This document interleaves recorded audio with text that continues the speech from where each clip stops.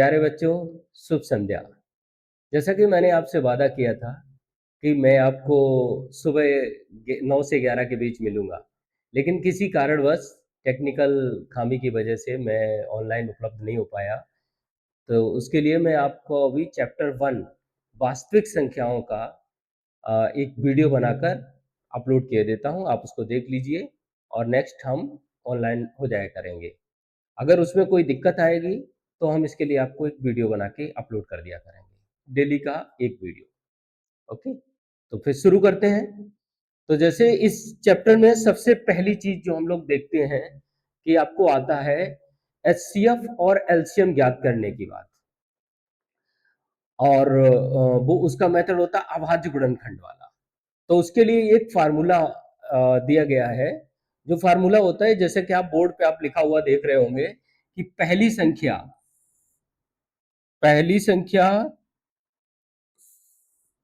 गुणे दूसरी संख्या, इन दोनों को गुणा करोगे तो ये एचसीएफ और एलसीएम के गुणनफल के बराबर होता है। अब इससे आपको बहुत सहज तरीके से आप इनमें से पहली संख्या निकालनी है, दूसरी संख्या निकालनी है, एचसीएफ निकालना है या एलसीएम निकालना है, वो निकाल सकते हो। जैसे यहाँ एक उदाहरण मैं आपको दे रहा हूं। उदाहरण के लिए यहाँ पर एचसीएफ 99 और 153, ये दो संख्याएं दी गई हैं और उसका एचसीएफ 9 दिया गया है। तो इसका एलसीएम ज्ञात करना है। तो पहली चीज अंडरस्टूड है कि इसमें जो पहली संख्या हो गई उसको हम ए मान लेते हैं। पहली संख्या मतलब हम इसको ए मान लेंगे कि ए बराबर 99। और दूसरी संख्या इसको बी मान लेते हैं, बी बराबर 153। तो अभी सेम फार्मूला जो हमने ऊपर लिखा हुआ उसी को अपना देते हैं कि हमें निकालना है एलसीएम। तो हम इसको इस तरफ लिख देते हैं, एलसीएम गुणे एचसीएफ बराबर ए गुणे बी। मतलब पहली संख्या गुणे दूसरी संख्या। निकालना हमें एलसीएम है, एलसीएम निकालना है तो एलसीएम को हम यहाँ पे रख लेंगे। एलसीएम बराबर एचसीएफ को दूसरी तरफ भेज देंगे, ए गुणे बी बटे एचसीएफ। हाँ, यहाँ पे आपको ऑलरेडी एचसीएफ दिया गया था। एचसीएफ दोनों संख्याओं का जो इनके 99 और 153 का जो एचसीएफ दिया गया था वो 9 दिया गया था ऑलरेडी। तो उसको हमने लिख लिया गिवन में। तो इस फार्मूले में अब हम वैल्यू पुट कर देते हैं। तो हमारी पहली संख्या है 99, दूसरी संख्या है हमारी 153 बटे और एचसीएफ दिया गया 9। बस काट दीजिए इसको। 9 वन जा 9, ऊपर बचा हमारा 11 इंटू 153।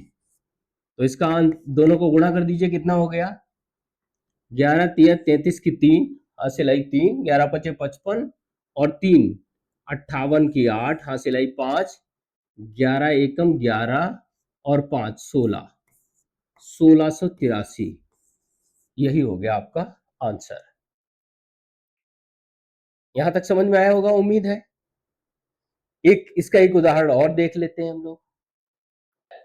ओके बच्चों, अब हम एक और सवाल इस तरीके का देख लेते हैं जिसमें हमें आप जैसे क्वेश्चन पढ़ रहे होगे, यहाँ दिया गया है कि दो नंबर्स दिए गए आपको 18 और 117 का। इसका जो एचसीएफ दिया गया वो दिया गया है 18m माइनस 117। तो एलसीएम और एम का मान इनको चाहिए। देखो, एम का मान निकालने के लिए हमें जो ये हमारे क्वेश्चन के अंदर आप देख रहे होगे ये एचसीएफ दिया गया है, इसी एचसीएफ में एम है। एम कोई भी नंबर हो सकता है। तो वो एम वाला नंबर निकालने के लिए पहले हमें इन दोनों नंबर का एचसीएफ निकालना पड़ेगा। तो हमारा जो ट्रेडिशनल मेथड है उसी को हम अप्लाई कर सकते हैं कि 18 इसके गुणनखंड कर दीजिए और 117 के टुकड़े कर दीजिए। तो जैसे 18 के टुकड़े करोगे तो 2 गुणे 3 गुणे 3, 2 3 6 18। और 117 13 ने 117, तो ये हो गया आपका 13 गुणे 3 गुणे 3। इनका अगर हम HCF निकालेंगे, HCF, तो आप जानते हैं HCF का आपने छोटी क्लास से ये मेथड सीखा हुआ है कि जो दोनों में मिल जाए आपको उनको लिख लो। तो 3 त्रिका 9, ये इसका एलसीएम हम वो HCF हमने निकाल लिया। अब हमें ऑलरेडी एक दिया हुआ था, तो यहां लिखिए दिया है, क्या दिया है, 18m माइनस 117 बराबर 9, क्योंकि ये आपने निकाला है। 18m ये संख्या जो इसके साथ जुड़ी हुई, तो इसको रोक लीजिए, 117 को दूसरी तरफ भेज दीजिए, 9 प्लस 117, तो 9 प्लस 117 18m बराबर कितना हो गया, 117 और 9 126, 126, तो m बराबर कितना हो गया, 126 बटे 18, और काटिए जरा, पढ़ा पढ़िए,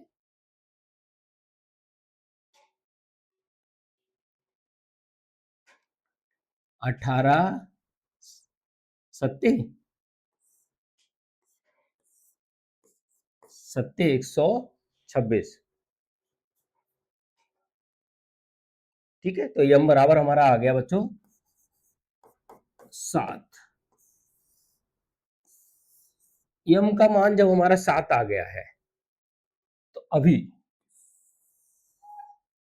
हम यहां पर अपना वही पिछला वाला जो फार्मूला उसको लगा देते हैं। हमारा फार्मूला क्या था, a गुणे b बराबर एलसीएम गुणे HCF। अब चूंकि निकालना हमें एलसीएम है, तो हम इसको इस तरीके से लिख सकते हैं, एलसीएम बराबर a गुणे b बटे HCF। a हमारा है कितना, 18, और b है 117 और बटे 9, 9 इससे काट सकते हो, 9 दूनी 9 एक कम 9, 9 दूनी 18, 2 का गुणा कर, 2 सत्ते 14 की 4, हासिल आई 1, 2 एकम 2 1 3, 2 एकम 2, 234, ये आ गया आपका एलसीएम। तो इस तरीके से आपने इसके दो सवाल देख लिए, एक में था जो सीधे सीधे इसका एलसीएम और एचसीएफ निकालना था, दूसरे वाले में थोड़ा सा घुमा के दिया गया था क्वेश्चन, जिसमें आपको ऑलरेडी एचसीएफ 18m माइनस 117 के रूप में था। इस तरीके के सवाल आपको एग्जाम में पूछे जाते हैं, तो इनका आप देख लीजिएगा। अब आ जाइए नेक्स्ट सवाल पे आ जाते हैं हम लोग। ओके बच्चों, तो यहाँ आप देखोगे नंबर लिखा हुआ है आपको 7 इंटू 11 इंटू 13 और प्लस 13, और एक नंबर और लिखा हुआ है यहाँ पर 7 into 6 into 5 into 4 into 3 into 2 into 1 plus 5। ये संख्याएं भाज्य संख्याएं है या नहीं, ये व्याख्या करनी है कि भाज्य संख्या है कि नहीं। तो इसके लिए एक सिंपल सा फंडा है, जरा पहले वाली संख्या हम लोग ले लेते हैं। पहली संख्या बराबर, हमारी पहली संख्या क्या दी गई, 7 गुणे 11 गुणे 13 और प्लस 13। तो इन इस पूरी संख्या में से हम कोई चीज कॉमन ले सकते हैं, 13।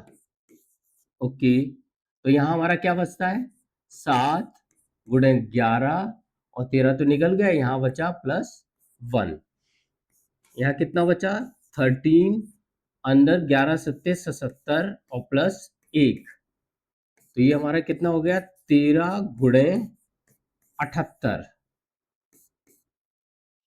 अब देखोगे अगर इसका नॉर्मली भी देखोगे, तो यहाँ जो भले ही 13 आपका अभाज्य संख्या है, 13 अभाज्य संख्या है, लेकिन 78 एक जो है भाज्य संख्या है, तो भी एक बार गुणा कर लीजिए जरा।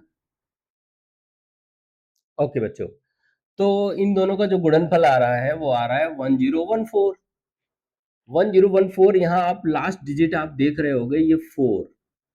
आप जान 4 को देखने से ही पता चल रहा है कि ये जो है किसी भी संख्या से विभाजित, दो से तो विभाजित है ही है, 2 के अलावा अन्य भी नंबरों से विभाजित हो सकता है। तो इसका मतलब ये हुआ ये संख्या एक से अधिक संख्याओं से विभाजित है, विभाजित होने के कारण ये एक भाज्य संख्या है। इसका तो कंफर्म हो गया। एक और जो ऊपर उदाहरण हम लोगों ने लिया इसको भी देख लेते हैं जरा। सेकंड इसका सेकंड पार्ट, सेकंड क्या दिया गया था, 7 into 6 into 5 into 4 into 3 into 2 into 1 और प्लस 5। इसको भी सिद्ध करना है कि ये एक भाज्य संख्या है या अभाज्य। तो सबसे पहला काम जैसे हमने पहले वाले सवाल में किया उसी तरीके से इसमें भी कर लेते हैं। इन दोनों में कोई चीज, इस पूरे नंबर में यहाँ देख रहे होगे आप लोग, ये बीच में निशान लगा हुआ है हमारा प्लस का। तो प्लस का निशान, इसका मतलब ये पूरी संख्या एक है और प्लस उसको उसमें जोड़ा गया है। तो इसमें इन दोनों संख्याओं में कोई ऐसी संख्या है जिसको कॉमन लिया जा सके। इन पूरे नंबर्स में यहां से यहां में कोई पूरे में ऐसा कोई नंबर है जिसको कॉमन लिया जा सके। 5। ओके, तो हमने इनमें से 5 निकाल लिया, तो अंदर क्या बचा, 7 गुणे 6 गुणे 4 गुणे 3 गुणे 2 और प्लस यहाँ पर थोड़ा सा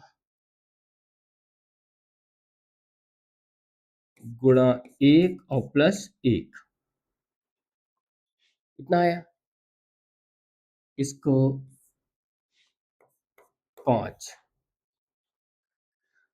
इनमें पूरी संख्या में 5 कॉमन आ रहा है, पहले ही से दिख रहा है 5 कॉमन है, अर्थात ये पूरी संख्या 5 से विभाजित होगी। सिंपल सी बात है। तो ऑलरेडी भाज्य संख्या तो होगी, पर फिर भी हम गुणा करके देख लेते हैं। तो जरा इसका गुणा करिएगा। ये दुत्ती, 1 दूनी 2, दुत्ती 6, 6 चौकू 24 और 24 में गुणे 42, 24 गुणे 42 इधर करके देख लेते हैं आपकी सुविधा के लिए, है ना। 42 गुणे 24, तो 24 दूनी 48 की 8, हासिल आई 4, 24 चौकू 96 और 96 और 4 100, 1008। तो ये हमारा अंदर आ गया 1008 और प्लस 1, तो मतलब हो गया जाके हमारा कितना बेटा, 5 और 1009। जब हम अगर इसको गुणा कर देंगे अंदर तो क्या हो जाएगा, 5 नेम 45 की 5, हासिल आई 4, 0 5 कम 5।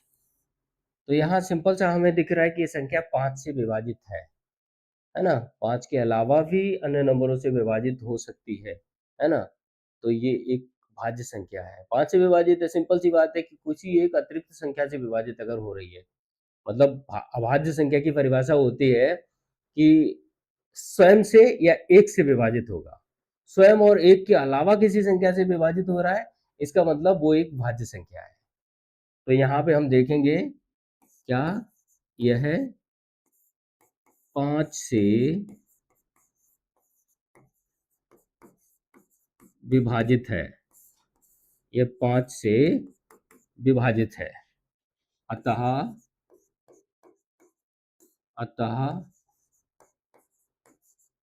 भाज्य संख्या है।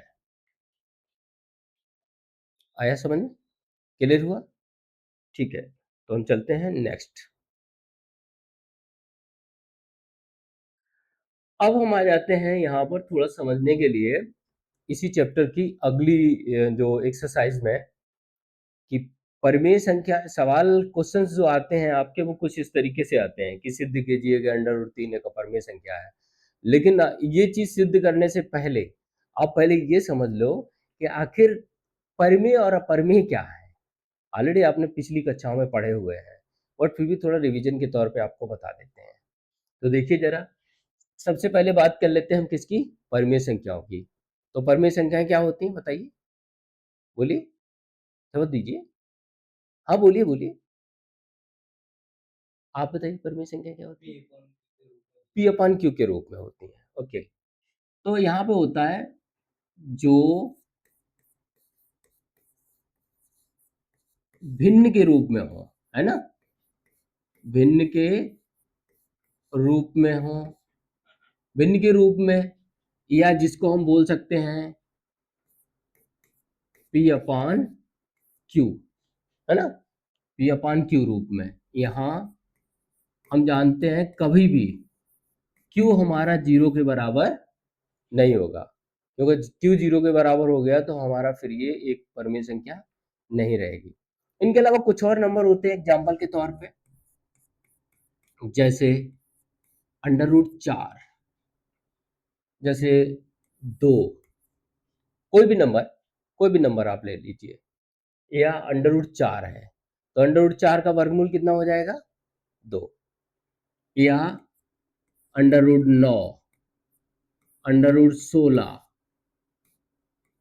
या 2/3, या 1/5, ETC, कुछ भी हो सकता है इस तरीके से।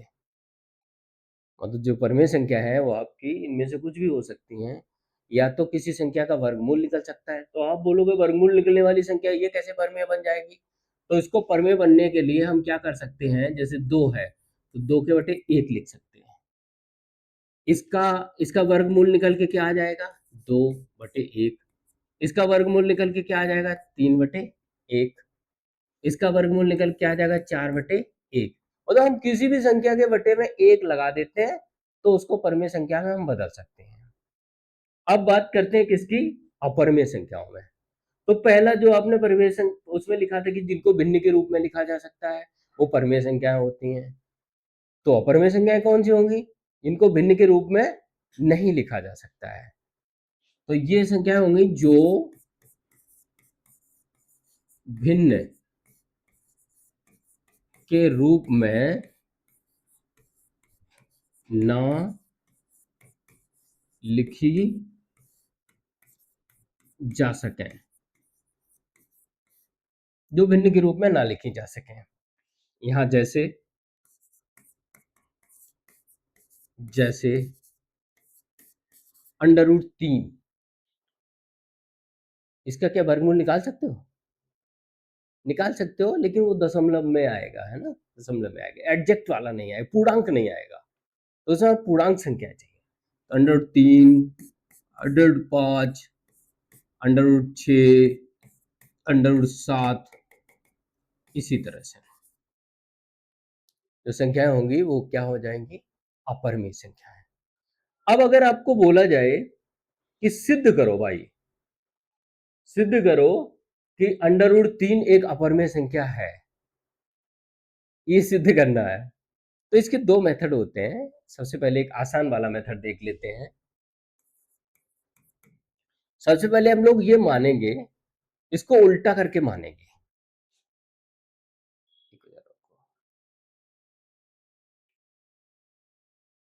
तो बच्चों यहां हम लोग देखेंगे इसमें कि चाहे √3 हो, √2 हो, √5 हो, √7 हो, ऐसा कोई भी नंबर हो सकता है, सबके लिए कॉमन चीज रहेगी। तो हम लोग क्या मानेंगे, हमें सिद्ध करना है कि ये एक अपरिमेय संख्या है, ये सिद्ध करना है, तो इसका उल्टा मानेंगे कि एक परिमेय संख्या है। तो माना कि √3 एक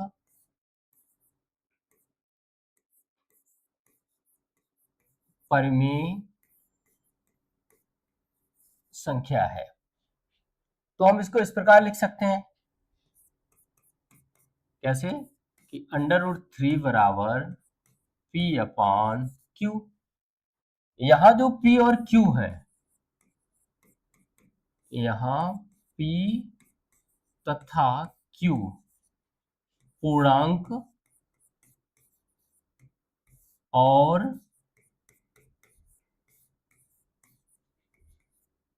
सहभाज्य संख्याएं हैं।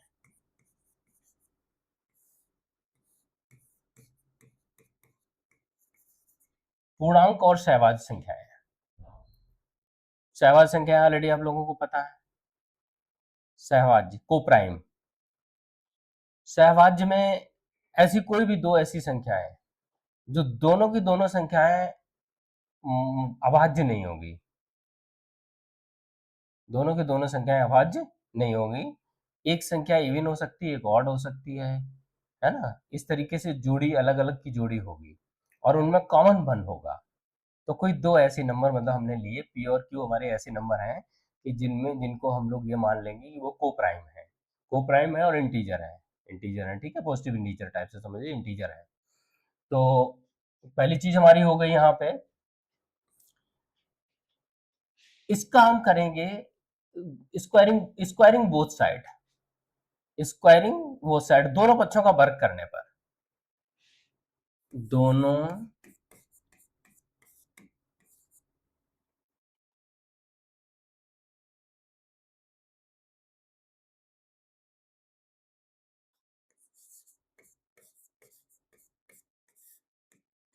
पक्षों का वर्ग करने पर, दोनों बच्चों को वर्ग करने पर, तो कर दीजिए जरा। √3 का वर्ग बराबर पी अपान क्यू का वर्ग। तो √3 का वर्ग हो गया बेटा 3 और इसका वर्ग हो गया p² अपान q²। यहां पर अगर हम दोनों पक्षों में q से गुणा कर दें, दोनों पक्षों में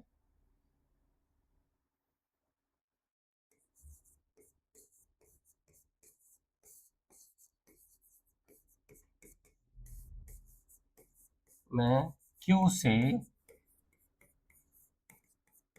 गुणा करने पर, जब हम q से गुणा करेंगे तो देखो हमारा क्या हो जाएगा, 3 में q को गुणा करोगे 3 गुणा q हो गया, इधर ऊपर हो गया p² गुणे q और इसके नीचे पहले से q² है। तो यहाँ आप देखोगे कि ये वाला जो q है इस q से कट गया, तो हमारे यहाँ पे क्या बचता है बेटा, 3q बराबर p²। थोड़ा दोबारा से लिख देता हूँ इसको,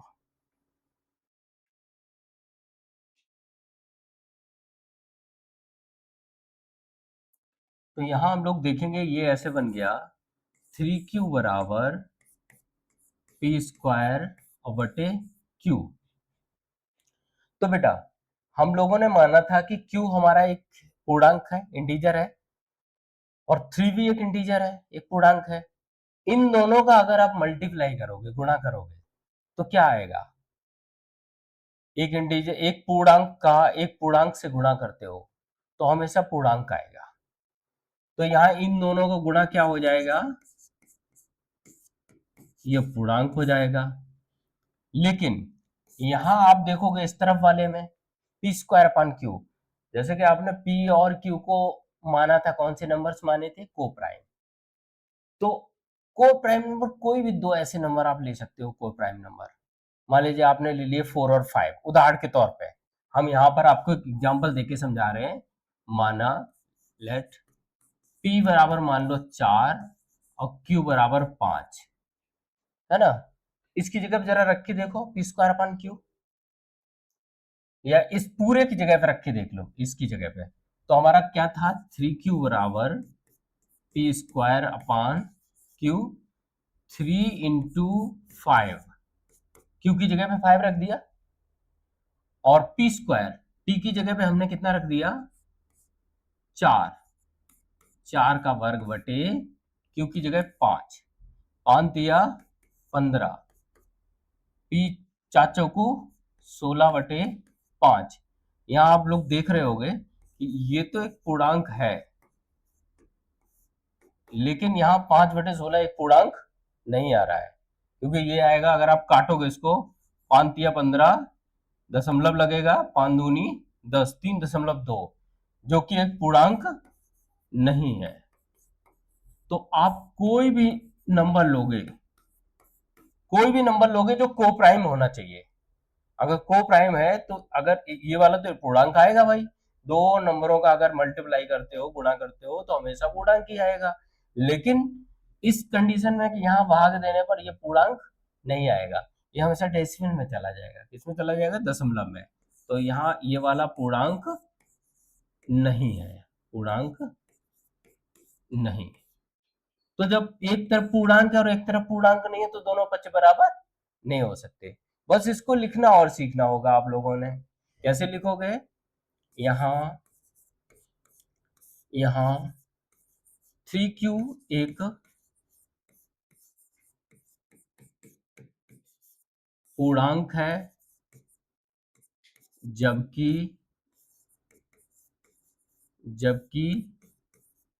p स्क्वायर अपॉन q पूर्णांक नहीं है। अतः दोनों पक्ष बराबर नहीं हो सकते हैं। दोनों पक्ष बराबर नहीं हो सकते हैं, इसलिए हमारी जो हम लोगों ने कल्पना करी थी, पहले कल्पना करी थी ना, हमारी कल्पना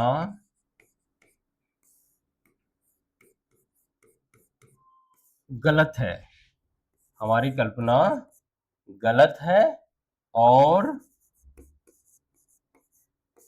√3 एक अपरिमेय संख्या है।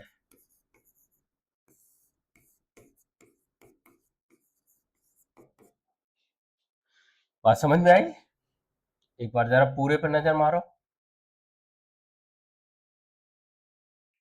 पूरा सवाल हमारा कुछ यूं रहा, इस तरीके से देखिए, जरा गौर करिए कि सिद्ध कीजिए कि √3 एक अपरिमेय संख्या है।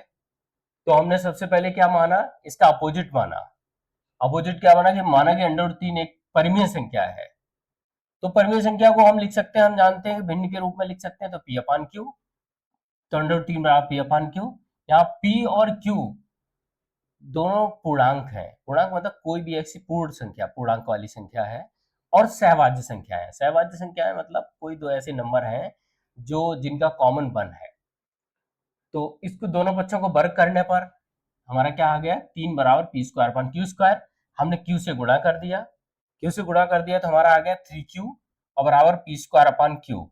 तो हमने यहाँ पाया कि 3 और q दोनों नंबर हैं, दोनों को गुणा करोगे तो हमारा पूर्णांक आता है, और p स्क्वायर q पूर्णांक नहीं है।